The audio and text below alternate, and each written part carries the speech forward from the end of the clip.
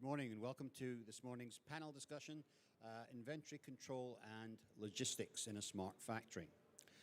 Having tight control of your inventory within the factory is a fundamental building block to creating a smart factory where manufacturers manage the material flow better by reducing overstock, store materials closer to the point of delivery, use accurate counting systems and automation, to deliver components and parts to the kitting area, and in some cases directly to the line. This panel will discuss the latest tools and systems to help manufacture and optimize this area within the factory. I'm delighted to be joined by Jerry Padnos from Isegi on the extreme right. Welcome, Jerry. Thanks, Trevor. Yeah. Next to him we have Greg, is it Benoit or Benoit? Benoit. Greg Benoit from Kojiscan. Thank you. And then to my left, we have Goran Frank from Mycronic. Welcome, Goran. Thank you. Nice to be here. Okay, super. So let's get started. First question today is, has the current supply chain crisis increased the need for automation or increased the desire to hold more inventory? And if you remember, back in 2019, we had this issue where people were overstocking materials because they were finding them hard to get. But is the use of automation more important now so you can keep a tighter control of what you have? We'll start with you, Jerry. Yeah, I think we take kind of a holistic approach about this, that I don't know that it's, certainly on the customer side, there's a desire to have the inventory and a need to have the inventory available. But our concept is to have better control over what you actually have, instead of just buying more to make sure you have it, but to have a better understanding of what you actually have on hand. And we see in a lot of cases that there's not such tight controls from the customers, and they may not know where the materials are, so they overbuy. And this happened even before the crisis, but it's exacerbated by the current situation, I think. Right. But by having the ability to really understand what it is that you have in your inventory, that way it can help with the current crisis, because you don't need to overbuy and you don't need to panic. You just have a better understanding of what you really have and where it is, so it's available when you need it. Yeah, okay. Greg, do you have a view on this? Yeah, I mean, I think Jerry, Jerry made a number of really good points on this. I think the margin for error now is a lot lower, because customers are not always able to get the material that they want, even if they wanted to overbuy, and so I think automation becomes even that much more important. And in addition to the material shortage, there's also a labor shortage as well, and so that's an additional pressure that's brought to bear that really, I think, can drive automation. And so, at Kojiscan, we're very sort of much in the middle of all of this, having systems in place to really, as Jerry said, know exactly what you already have on hand, where it is, so that you can pull it when you need it, and then you don't have a case where you need to overbuy, or you think you have a shortage when you actually have the proper materials. And so, right. Yeah, I think by using automation, it allows companies to get back more to the just-in-time philosophy as well. They don't need to overstock. Do you have a view on that, Goran? Yeah, I mean, I agree with both Jerry here and Ben. So, I mean, our customers are, many of them are purely high-mix customers with many changeovers. And for them, I mean, it's not, of course, it's good to buy safety stocks, but it's not possible, right? So, I mean, what we do, as also you mentioned, Jerry, is that we put a lot of focus in really making sure we have control of what we have, but also with our other tools, softwares and tools, to be able to make sure that we make the best use of the material that we have in the factory. Mm-hmm. And when we have issues of we need to take an action, a component is missing, maybe the customer needs to do a redesign, we have the good tools and software to be able to handle a quick design. Right. I mean, components could be delivered on different mediums. Customer has, they wish to have everything on reels, right? Sometimes they need to handle sticks, they need to handle bulk deliveries, and that is also things that is adding on to the complexity of our customers. So it's not purely a material handling thing, it's also the process around after the material handling connected to the line. Yeah. To have a good performance. Yeah, you're right. I mean, there's other automation systems that have come into the market, in fact, before COVID even, that help to automate the supply chain. Where you could see right down to the factories who had availability and what the costs were and that sort of thing. So they've helped to feed components into the supply chain and give more visibility in that respect. But coming back to the factory space, what key benefits do EMS companies derive from implementing an automated storage and counting system? I think there's huge benefits because clearly if you don't know what you have and you don't know where it is, then it's really difficult to run an efficient production line. So if you compare to a completely manual system where customers are storing materials in a warehouse that maybe doesn't even have barcodes for the locations, maybe it's just stored in an alphanumeric organization or something, the time alone to locate and retrieve the materials that you need to use for production can be huge. So you can have a delay. There's no enforcement of rules like FIFO. With a manual system, the worker who's going to the factory and they're retrieving the materials to put in the kit or for replenishment of the line, it's up to them to choose. They might see 3 reels of the same part number. Because it's easier, they may grab the full reel because then they know for sure that they have enough materials. But maybe they keep doing that and you have 10 half full reels, which again, as we were talking about before, for this components shortage situation, that's just making things worse. So you have the materials, but you're not using them efficiently. Right. Yeah, that's a good point. And I think the other thing as well is that by knowing exactly what you've got in your system, then you might be sitting waiting on a couple of components to be able to finish a job, but you at least know what other components you've got to be able to do another job and pull it forward in the schedule. Right, absolutely. Or being sure that you have enough before you start a job so you don't end up having to stop the job because you are short 10 components to finish it, and then you have to make the difficult decision, what do you do next? Do you tear that down and change to another job, or do you have to send everybody home and have some components sent in overnight, if they're even available? But that can be a big problem. So accurate quantities through X-ray counting is also a key component to this. So knowing what you actually have on the reel, not what you think you have on the reel, is a critical point. Yeah, would you agree with that, Greg? I mean, it really also helps you to keep the lights on, basically. Yeah, for sure. And, I mentioned earlier the labor component as well. We're in a time when it's not always so easy to get everyone in the factory like you had before also. And so having, some of this automation where you can do automatic material pulls from, like a storage tower, from the placement machine, to have the placement machine communicate directly with the tower and let it know ahead of time that it needs a part to be pulled, and then deliver the part. And then now there are also AGVs and AIVs and these types of vehicles that can even deliver the parts as well. So I think this is really something that I think I think there's some technologies that have matured recently that I think could really help with this crisis that we have right now, and that part of it is kind of exciting to be in that space. Okay. Goran, do you think of any additional benefits? Yeah, I mean, I agree with what you have been saying, and I mean, Mycronic, we have been using automated material handling systems 15 years, and now we have full set of production equipment, and we really have the view that material handling is really the bottleneck of many of our customers, especially in the high mix business. Well, it's interesting because I mean, when you go into most factories, you see a lot of machines sitting idle, and part of the whole emphasis behind smart factory and automation is to try and reduce machine downtime. But that's also linked to being able to supply materials on time to the line. So if you get your materials on time to the line, then you should be able to help reduce machine downtime and get more productivity at the factory. Yeah, and I mean, this is something we see. We also, I mean, now material handling, I mean, quantity traction, keeping track of the quantity, unique IDs is, that's key, that's the basic. I mean, have a transparent material handling process. But what is coming now is also, I mean, software tools related to how should we analyze the data. I mean, we have the sensor now to collect the data for the material handling process. How could we analyze, take the right action, and also predict future material flow and bottlenecks. Right, okay.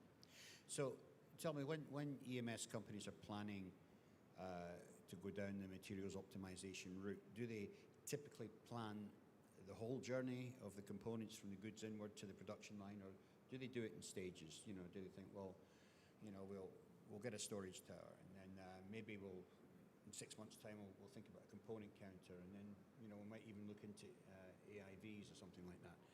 Is it a stage process, or do they typically want to really automate that whole thing in one go?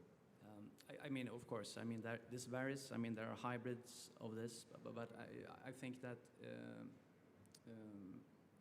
many, the transparency of the material handling process, collecting the data, that's the foundation. That needs to be in place. And then some customers start by optimizing different of the stages in the process. Yeah.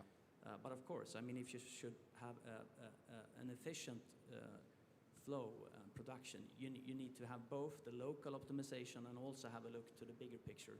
I mean, lead times from customer order until delivery, and also, I mean, all the changes that now is taking place due to shortages of material or change in production, stuff happened during production, during the day. You need to be able to have both perspectives, localized, stage by stage, and also the holistic view to be able to provide an efficient production. Okay. I mean, Greg, you're involved in general automation, you know, not just the materials flow, as it were. But do you find that companies approach this on a step-by-step basis, you know, automate one part of the system and then move on to another part? I mean, I think a lot of them do approach it that way, and so you know, products like ours are built to be sort of modular, so that you can scale in that fashion and say, okay, we can start with this area, and you know, connect these parts and manage this part, and then add the next building block, and so on. But we do have some customers that will do sort of, you know, they want to go kind of, you know, a more big bang approach, if you will. And so, for example, I think we have a customer together with a Seji that's basically doing this full automation, including what I mentioned earlier with the material demand pulls automatically coming from the placement machine to the storage tower, the AGVs delivering the material, and so forth. So I think it does vary. You know, the tools are sort of modular and flexible enough to accommodate these. Does it vary by the size of the EMS company? I mean, budget, the tier one guys probably go all out and automate the thing in one go, but the tier threes and fours might do bit by bit. I think we've seen a big increase recently in, originally maybe more than 2 years ago, it was more of a step-by-step. Let's get a storage tower and see what happens. But in the past 2 years, I think the attitudes have really changed as people are starting to understand the benefits of using an automatic storage tower and automatic delivery to the line. So I think more and more we're seeing that companies are interested in full automation and understanding what the weaknesses of their current system are and what the potential benefits are. But some cases, in a lot of cases actually, when we're having the initial discussions with customers, they don't even realize all the possibilities of what we can do. So they may start out thinking, well, I'm just going to get a storage tower because it can fit the reels in a smaller space than a traditional warehouse. But then as we start the discussions, because to use a storage tower, of course, you need a unique ID label.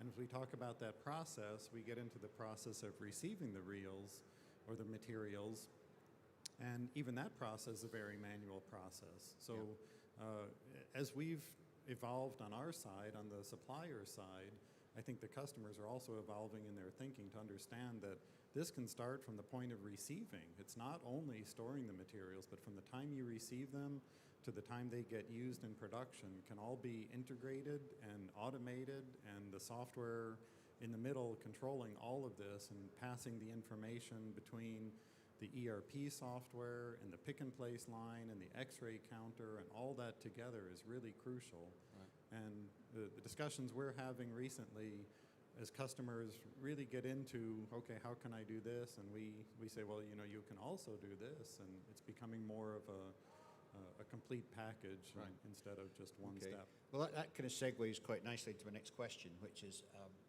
you know, if you invest in a component counter, where should it be located? Should it be located next to your stores, next to your kitting area, or should it be goods inward?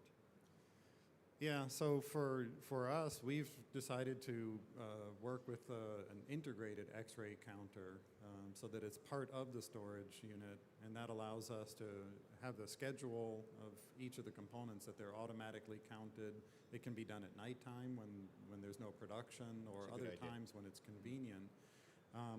But it's certainly a good question, because some companies want to count the components as soon as they receive it. Some companies want to count it only after they return it from the production line.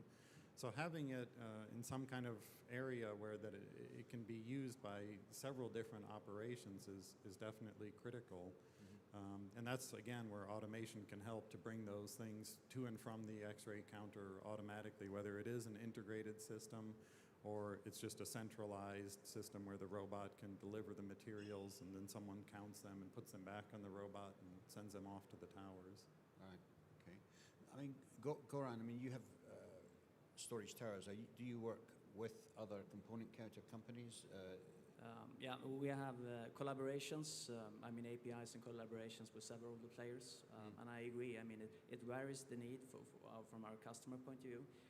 We need to be able to cover the need on the incoming goods station to scan the material, and we also need to be able to handle what's especially important for us in high mix, the return flow from production, to be able to really keep quantity. But X-ray counting, that's one. You know, it's one sensor to collect data. There are also other tools. I love the X-ray technology, but there are also other tools to mitigate attrition, or I mean the loss of components. And I mean, you need to have feedback from the machines. You need to have good predictions from how many components you lose when you load the components. And here, I mean, we always speak our benefits, Mycronic, you know, with having the feeder. We could have the feeder attached together with the reel and Right. stored in our system. And by that, also minimizing, not eliminating, but minimizing the need for X-ray capability. But I love the X-ray technology. Well, I think the thing about the X-ray technology is you can count your devices as they come in at goods inward, but then when they come back out of the pick and place machine, get returned to stock, if you inspect them again, you get the accurate number going back into stock, because, you know, typically you might lose one or two, they fall off, you know, the nozzles in the pick and place machine or that type of thing, and that just throws your numbers out. So Yeah, having sure. the ability to be able to recount is probably a good it's thing. super important. And I mean, Yeah. especially in high mix where we have super many stock moments, right? Yeah. So I mean, to adding smart software to that, being able to make decisions based on, you know, quantity left or number of stock movements, to have that as a decision point to see which reels you should X-ray. Of course, that is Yeah. super beneficial. Yeah, okay. Let's move on to my next question. We're looking at AGVs and how they've improved in recent years, and they're now called AIVs, aren't they? Using AI. Do they have a role to play in optimizing the materials flow? We'll give it to you first, Greg. Yeah, I think certainly. You know, as I mentioned earlier, the ability to basically have the material be delivered automatically without having, you know, operators or material handlers have to, you know, go and do it manually, I think is a huge part of this, especially when we're facing, you know, labor shortages and difficulties getting people in the factory and so forth. So I think they definitely play a major role. Yeah. Yeah, yeah. Do you think it speeds up the material changeover? Yeah, absolutely. Not only the changeover, but the line replenishment. So in a traditional system, customers tend to store the components that they need for the entire job at the production line. And that means that you have your MSD components that either need to be, they're out in the open, which is the worst case, or they need to have a dry box at each line and they're moving it in and out of the dry box. But then you also have the components, they're just sitting there waiting to be used, which means there's a possibility that someone comes along and needs that for another production line and they take it, and now your materials are just physically lost. You thought they were there, and now when you actually need them, they're not there. By utilizing, and actually the latest acronym I'm hearing is AMR, Autonomous Mobile Robot. The AMR can bring it to the line exactly when it's needed. So, Right. for example, you need it 10 minutes beforehand to make sure that it's available before the line runs out of components, Yep. and that there's time for the operator to prepare it or whatever they need to do. The AMR can deliver it through software such as Codiscan. You can communicate with material, the storage tower requests the AMR comes and gets it and then delivers it to the appropriate production line. So that's critical. You had also asked about advances, and even the name, and I get corrected by some of the robot guys, because I still call it an AGV, because that was the first... Okay, AGVs are the ones that used to have yellow tape along the factory floor that tells it where to go.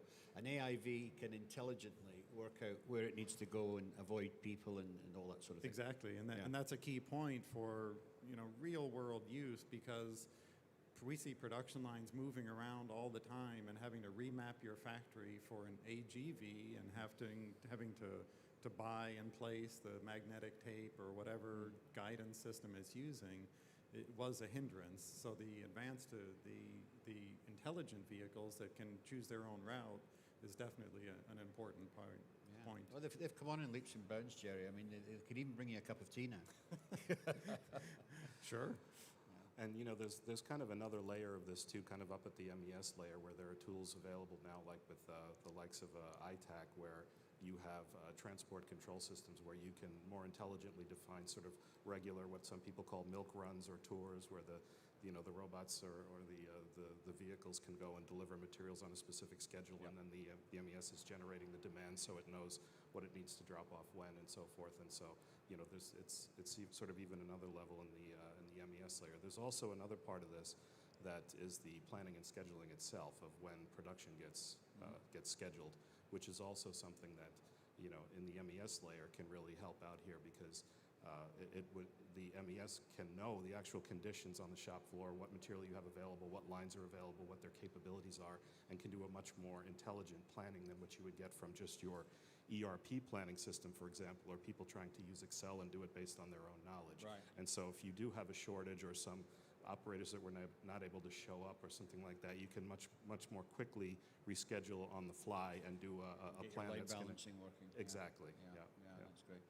I mean, talking about alerts actually on these systems, do most of the pick and place systems not have an alert when they're about to run out of materials, and that alert can then be triggered back to the tower to Yeah, I mean, send out that's next. a huge benefit of unique IDs, quantity control, and also having the possibility to really replenish the machines. I mean, to be able to handle the replenishment in an efficient way. It's really needed.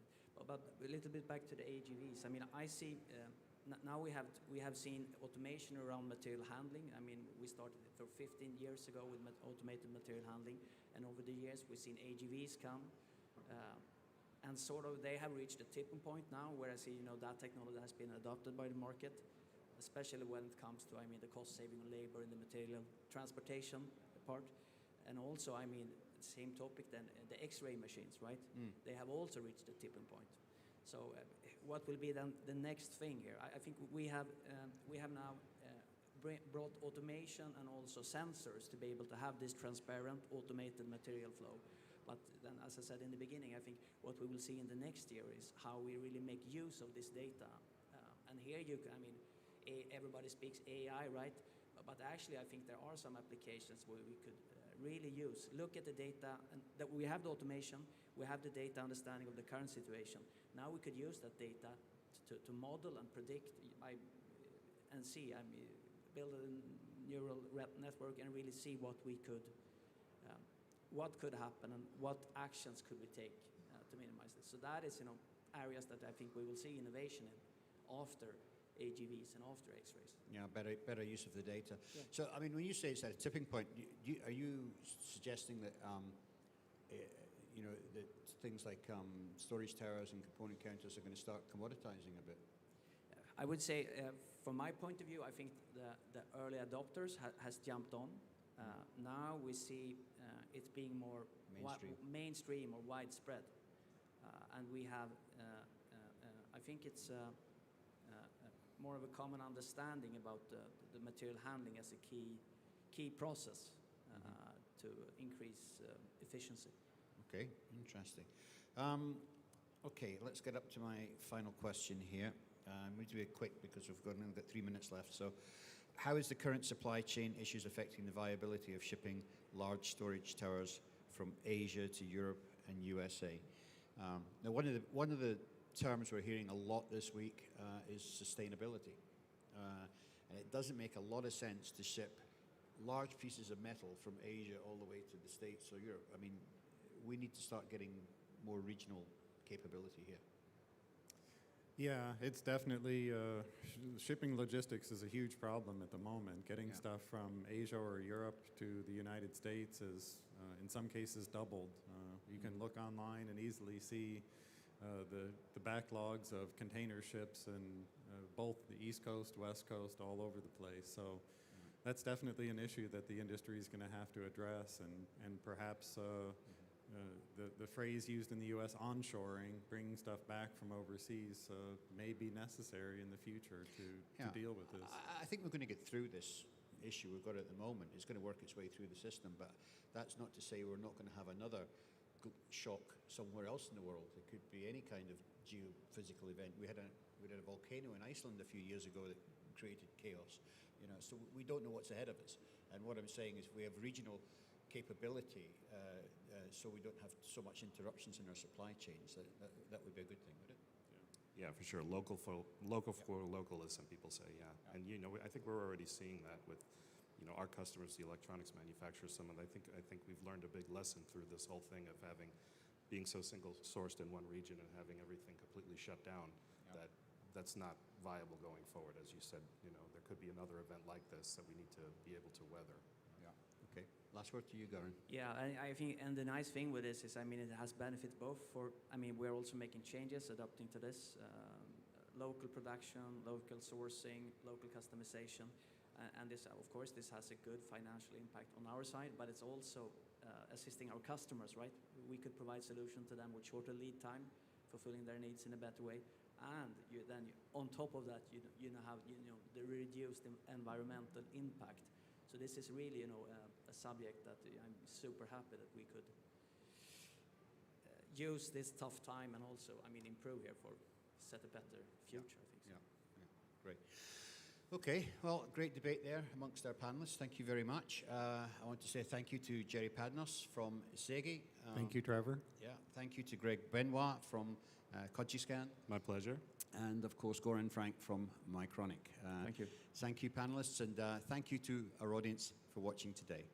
We'll be back with our next panel discussion very shortly, which I believe is cameras, lights, and action.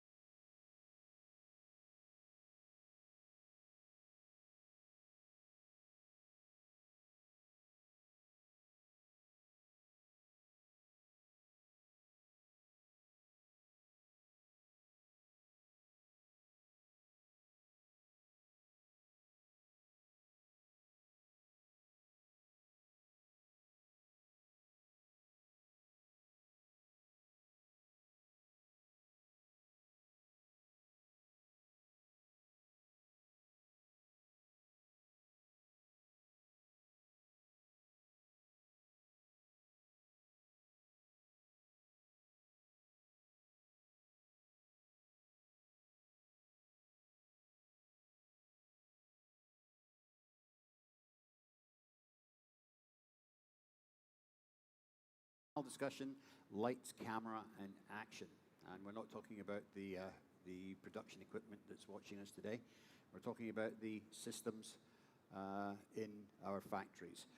SPI, AOI, and X-ray are essentially the eyes and ears of the production line.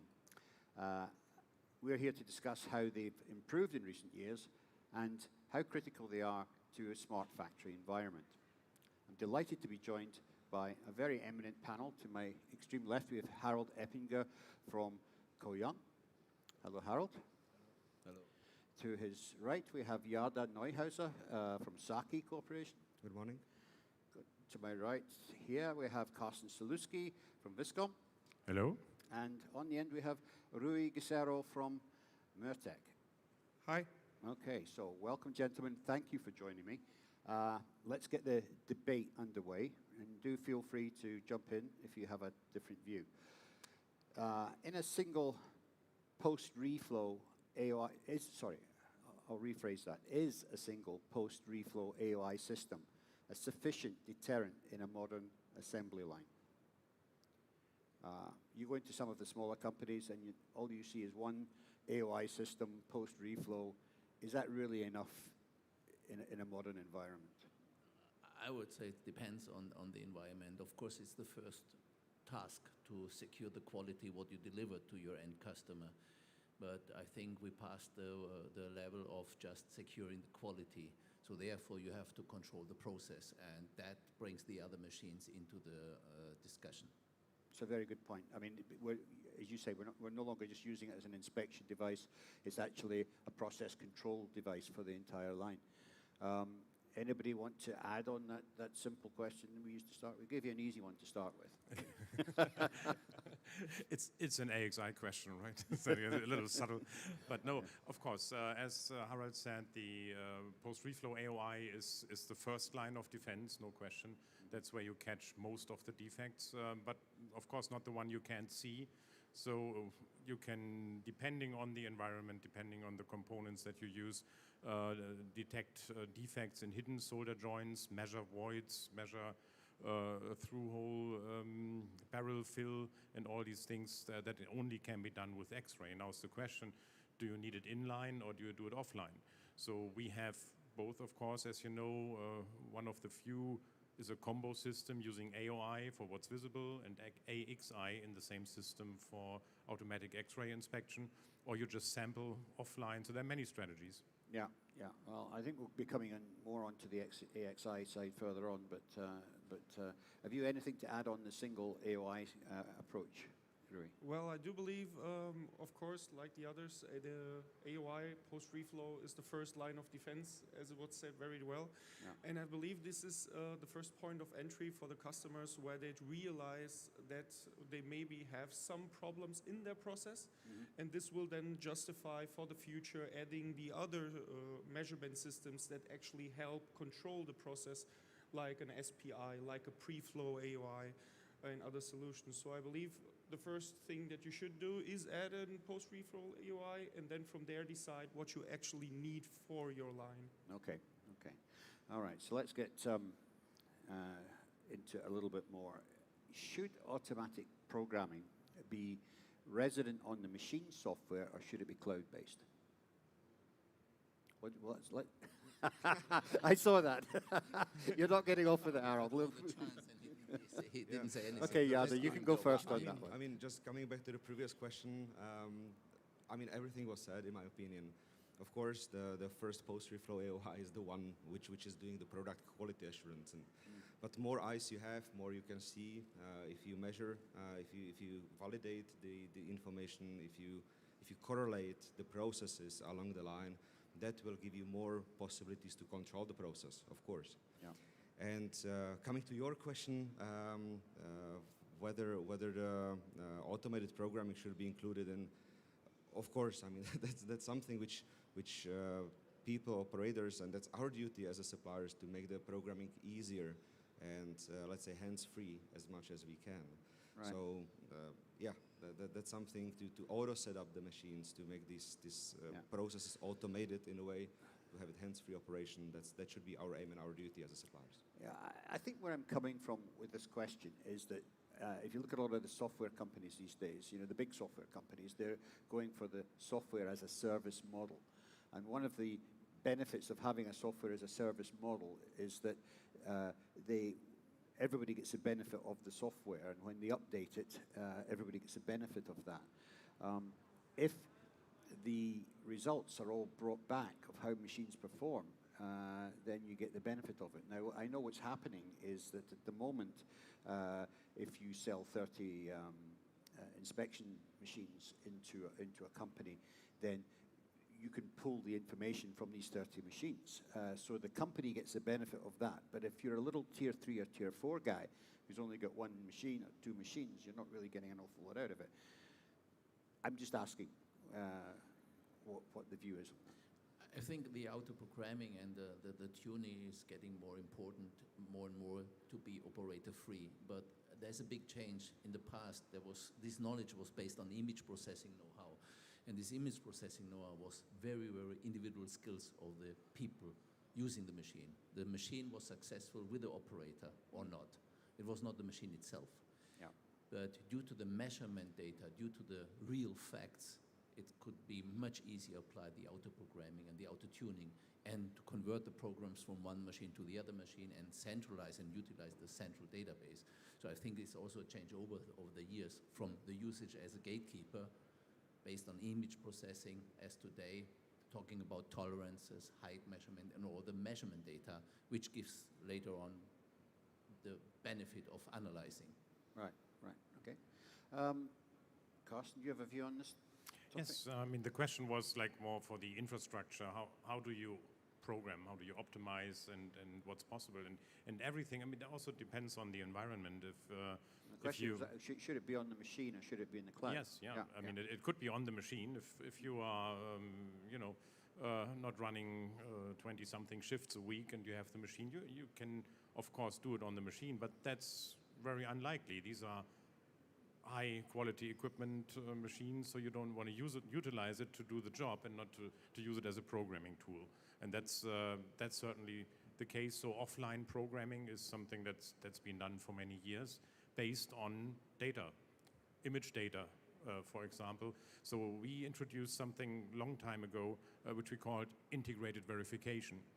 You just save the exact image data from the machine for every confirmed defect and for every non-defect that was maybe shown as one. And when you introduce a new program based on component type, you can predict how good the program will run. And of course, measurement data is part of that. But sometimes you need to find the defect first, and then you can measure it. Like voids, for example, in X-ray, you need to know there's a certain a void in a solder joint, and you want to know what the size is. Yeah, you have to 3D measure it, and then you can classify it. That's right. Okay. So it was actually a very excellent question, Trevor. The question that, especially here in Germany, the customers ask very much, because there is a handful of customers that are averse to having their data always online, what most of the times cloud actually means. Yeah. So I don't believe there is an if or situation, so should it be on the cloud or on the machine, but more like what is the actual environment. I believe that it could be beneficial for a lot of customers if they could, smaller manufacturers, if they could bundle their information in a cloud for us providers with others, so we can make with our AI systems, with our smart solutions, to provide them better assistance through the mass data. But I also understand if you're in a very critical product situation like aerospace, car manufacturers, where you don't want your data to get in the hand of wrong people, that you can find solutions like the cloud actually being in your building. So not having the machine, but it is your own service system that handles this. Right. Yeah. No, I agree, and there is a security issue around cloud-based communications for sure.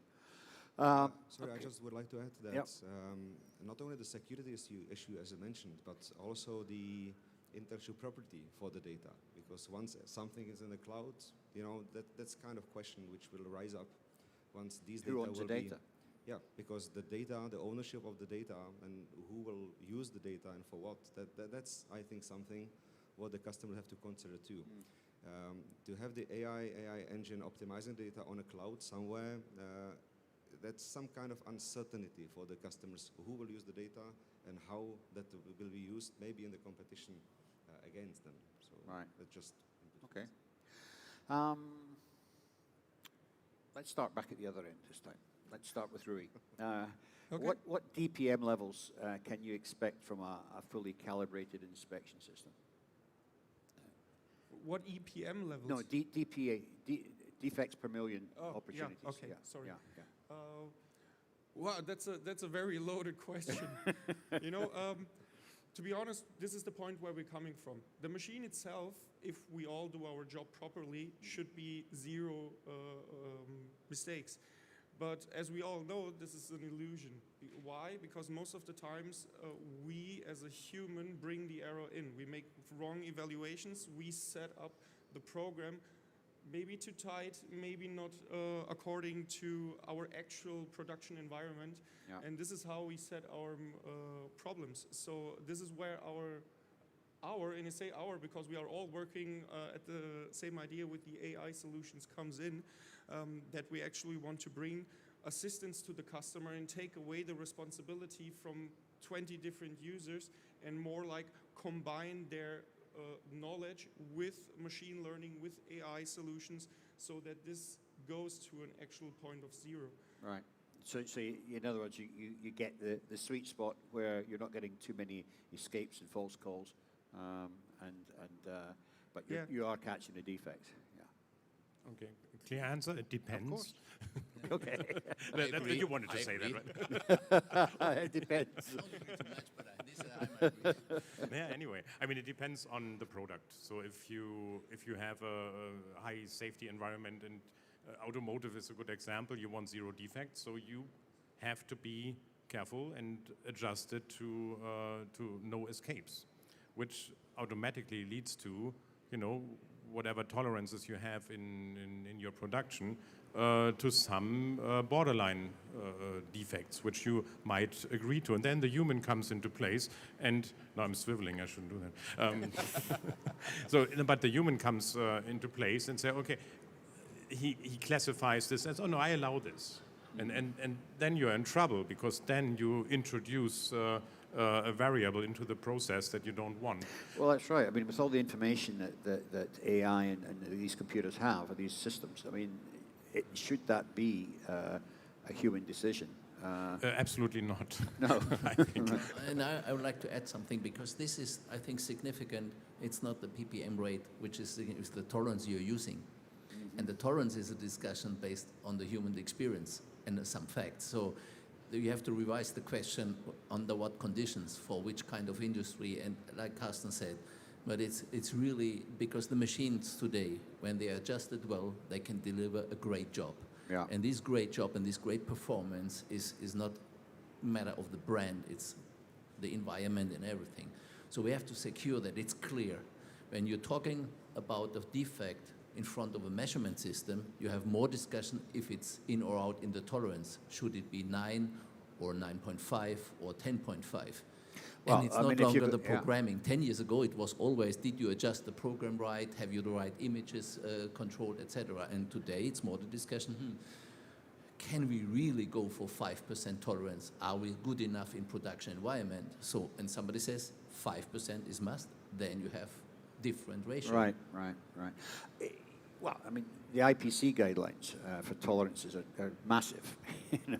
They're far too generous. So it's you have to be able to make the right decision as to what you think you will get away with in your production. Yeah, totally agree. I think it really depends whether the process is stable enough on delivering that what we are expecting. Yeah. And of course, there are many influences from the process point of view, from the component supplier's point of view, and so on. So yeah, hard to answer. Okay. Good question. Okay, so let's move on a little bit and ask how important 3D AOI, SPI, and X-ray are in providing the eyes and ears on a connected factory. I mean, I think X-ray is becoming a must-have rather than a nice-to-have in a modern factory. what is your view on this? Let's start back at Harold. I think every sensor in the line, and I'm not talking about anymore about SPI, AOI, pre-read, post-read-through. You have sensors in the line. They're delivering the data. And more sensors you have, more you can cover. And due to the different technology, there's really a very, very narrow gap to cover everything. Like Carsten, there are so many things, they are invisible. Right. It's not our job to take these ones, but there's another job for another. And the sensor have to deliver the result. And then we can start again to combine the know-how to improve the processes. And that's the teamwork. It's not just the teamwork from the customer within his production line. It's really the teamwork from the different vendors. Because we are talking about production machines. We are delivering analysis of their performance. And I think talking about the sensor is much more important than just about the technology. But these machines need to talk to each other. That's definitely happening. And I mean, for example, if you're doing failure analysis, you need to be able to overlay the AOI data imagery with the SPI data and even down to the X-ray if you're doing a bottom terminated component. So it's important that all three systems start to talk to each other. Totally agree. Yeah. Of course, these days in smart factory era, let's say, these things are getting easier. CFX is standardizing the communication among the machines. But of course, once one supplier can cover all of the stages of the production, I mean, throughout the line, some things can be easier. How to align the data, how to understand the accuracy of the data, how to consider inspection strategies, how to do the coverage of the inspections. So that's advantage. On the other hand, that's not limiting these days. Yeah. And what Harald said about the sensors, that's pretty much right. I think our job, maybe in a long future, will be to supply the machines, but at the end, the higher level of the software will make the consolidation of the data and run the analysis at the end. So Okay. that might be the future. The future. Okay, that's good, Yard. I'm going to move on to my next question because we need to keep going through because we're in a time scale here. And the next question is really, what role does machine learning and AI have to play in modern inspection systems? More than you would think. Actually, it sneaked in over the time. So we have a very hybrid approach to it. We use AI algorithms or AI to do some, image processing, like finding certain structures that are not easily to be defined. Let's say like a little bracket for a battery that is all over the place, and AI is perfectly capable of doing that. Or also, if you have, coming to that void example again, so you have brighter areas in an X-ray image that are a void in a huge solder joint or flat solder joint, and the human eye can very good distinguish it from the environment, even if you have a lot of clutter and everything on the backside. It, yeah. And AI can do that very well. So it's there already. It's reliable. I would actually rely on it to a very high degree, but our customers always have the need to explain their customers if you missed a defect, something went wrong in the field, how do you adjust your system so that doesn't happen again? And we are still in the process of how do you adjust the AI so that it doesn't happen again. Right. And I think the next generation of customers and engineers is very well prepared to deal with it, and there's a lot of trust in this new technology. Right, okay. Well, it comes down to the machine learning from the AI, essentially. But, I mean, a lot of it came in initially on your automatic programming systems, but it's going a bit further now. Yeah, no, we had it on, just do some human decision. For example, a very good application is if you have the human in the process as confirming defects or not. The AI runs in the background and already has a model behind it and says, I know this is a defect. If the human says, oh, this is good, then something pops up and says, no, I don't think so because my experience says it's not. I agree. Very good points that were made. I believe just to get for people that are not as familiar with machine learning and AI, and to understand where the first steps is we all take to help the customers. Just imagine, you know, that there are days where everything works where you do. Your brain is functioning well, you make right decisions, and there are days you make bad decisions. Yeah. Now in this situation, just imagine you have a machine that does not judge you. It just collects the data you're doing. And it knows when you were doing good, and it knows when you were doing bad. And now imagine you do this for 30, 40, 50 people. And after a few weeks and collecting thousands of data points, the machine suddenly starts to tell you, hey, I think you're doing a mistake.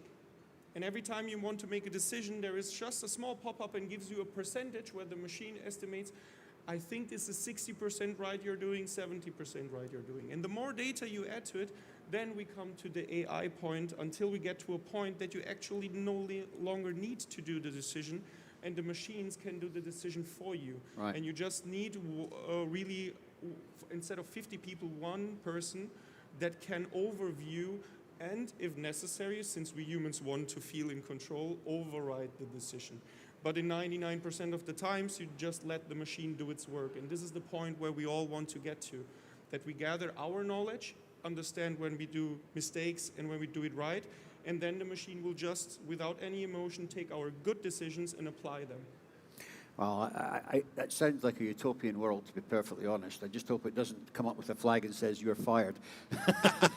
But there's one additional aspect. We have been talking about AI in the machine, and this is one aspect to make our life easier in algorithm definition or in machine programming. But when you start to collect the process data, the machine, the data from the sensors I mentioned before, then the work starts, because one is the setup of the machine, but the other thing is to analyze the results and the process deviation. As we discussed before, the tolerance, what is the right tolerance, what is the right setting, what is the right loop back to the printer or to the pick and place. And then AI becomes even a second very important role, which is much more assisting in the improvement process of a, let me say, smart factory or a profitable factory, if we talk about Europe area. Right. And I'm guessing, you know, once these things are calibrated, some of that data will be able to feed back to the designer eventually, so that it can affect, he can optimize his design rules. And just in the way that Rui explained, it'll show up a flag when he tries to design a board a certain way. No, you can't do that, because we have this knowledge from before. That would be the great world, you know, if the designers for manufacturing, would really provide a design for manufacturing. I think we will have less troubles, all of us around here. But unfortunately, in the real world, it's very difficult to aim for that. And our duty is that our machine have to be capable to inspect every scenario in a required accuracy. And if we use the AI, of course, and in many stages, so many different functions, we are using it already. Yeah. But for inspection, that's a big challenge. It's a good challenge. Okay, last question, because we're running out of time. So short answers, please. Can inspection systems assist in the growing calls for greater sustainability in the factory? Yes. Yes. I didn't mean to dash. No, okay, very short. No, there are many aspects to it, and sustainability is very important. Circular economy, quick example, you know, keeping well-built machines in the field, in the line longer, upgrade them, have them 15 years doing their work, up to date with latest software and so on. That's sustainable investment. That's a good point. Yeah. Yes, from the machine point, I fully agree. That's one part. But if you have less trash because your process improved, that's a saving. Yes, of course. Well, that's what you do. That's what your machines do. Yeah, as you mentioned at the beginning, software as a service, let's extend it, machine as a service. Yeah, That can help it too. So there you go. Some excellent answers from our panel. I want to thank them for great input. Rui Guerrero from Mertec on the end, Carsten Saluski from Viscom Corporation, and then we have Yarda Neuhauser from Saki Corporation, and of course Harold Eppiger from Ko-Young. So thank you to all my panelists, and thank you for watching today. Thank you. Thank you for having me.